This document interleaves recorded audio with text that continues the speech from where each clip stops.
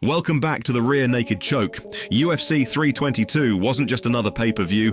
It felt like the kind of night where every fight had something to prove, every moment carried extra pressure, and every slip turned into a highlight that would be replayed for weeks. From lightning-fast knockouts to a wild crowd brawl that even had Joe Rogan confused mid-broadcast, this event delivered chaos from the opening bell all the way to the crowning of a brand new double champion.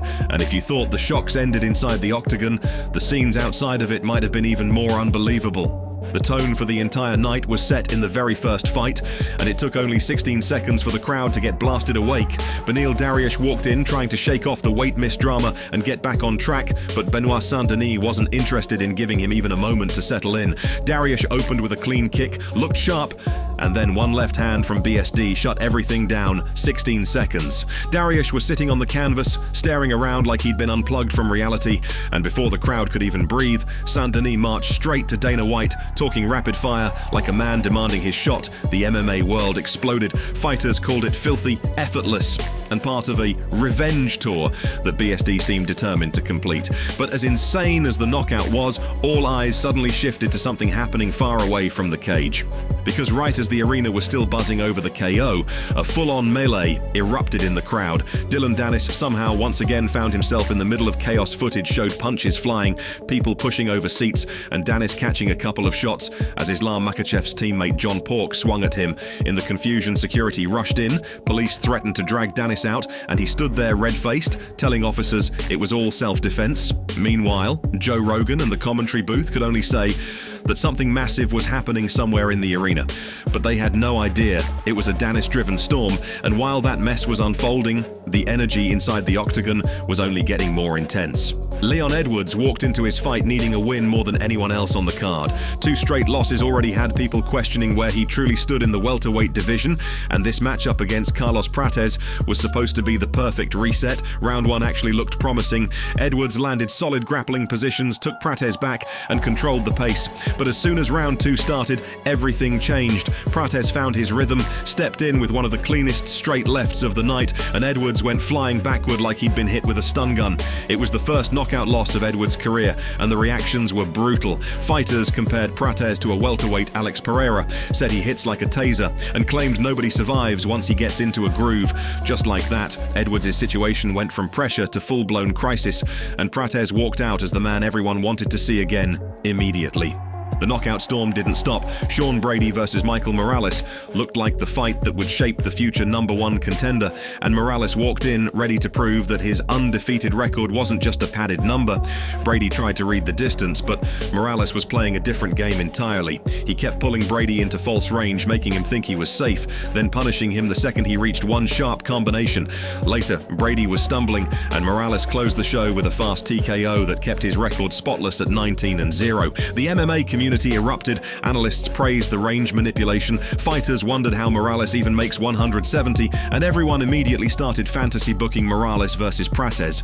The welterweight division didn't just get interesting, it got dangerous. Then came the co-main, Valentina Shevchenko versus Weili Zhang. Right before the fight, Zhang received a message from Ronda Rousey telling both women to go out there and steal the show. It was a powerful moment, but once the cage door shut, Shevchenko didn't give Zhang any room to take over. Round 1 was cautious, both feeling each other out, but round 2 was one-way traffic. Valentina locked Zhang into a crucifix and started chipping away, drowning her under constant pressure. Zhang fired back hard in round 3, catching Valentina with sharp shots, but it wasn't enough. Valentina kept dragging her down, wearing her out, and by rounds 4 and 5, it felt like Zhang was stuck in a loop she couldn't break dominance from start to finish. The MMA world declared Shevchenko the best in the world, and analysts agreed only one real threat was left, Natalia Silva, but even then, nobody's sure Silva has the complete package to dethrone her. All that action led to the main event, and the stakes couldn't have been higher. Islam Makhachev moved up a division to challenge Jack Della Maddalena, and with Khabib sending him a message of faith and motivation, Islam looked locked in from the second he walked out. Jack came ready to strike, but Islam wasted no time, dragging him into deep waters. Round 1 started competitive until Islam secured his first takedown, then smoothly climbed into dominant position. Jack tried exploding out, but every escape just opened another window for Islam to smother him again. Round after round followed the same pattern. JDS BPM striking well early, Islam dragging him down, and the momentum completely shifting on the ground. By round 3, Jack's calf was eaten up from relentless kicks, and his movement changed. The pressure started breaking him, and you could see frustration written across his face. Round 4 brought a tight body triangle, and Jack spent the entire frame trapped. The commentary team pointed out how demoralizing that kind of sustained control can be. By round 5, Islam didn't even bother waiting. He shot immediately, dragged Jack back into the cage floor, and suffocated the final minutes with pure dominance. When the scorecards were read, Islam stood not just as a winner, but as the new welterweight champion and a rare double champ. 16 straight wins, tied with Anderson Silva's legendary streak, and the MMA world couldn't deny it. This was a historic performance. The reactions rolled in fast. Fighters said Islam broke Jack mentally. Others declared him pound for pound #1 without question. Some praised the ground control, calling 19 minutes of dominance in a 25-minute fight diabolical. And Islam himself didn't waste a moment. He immediately asked for a spot on the UFC White House card, hinting that his next chapter might be even bigger than this one. So, when you look back at UFC 322, the pattern becomes clear. Nothing about this night played out safely. From a 16-second shocker to a crowd-igniting brawl, from legends being knocked out to rising stars pushing the division into chaos, every fight added a new storyline, almost impossible to ignore. But the biggest shift came with Makhachev's new double champ status, because now the question is no longer whether he can dominate lightweight, it's not even whether he belongs at welterweight. The real question is simple: who can possibly stop him next?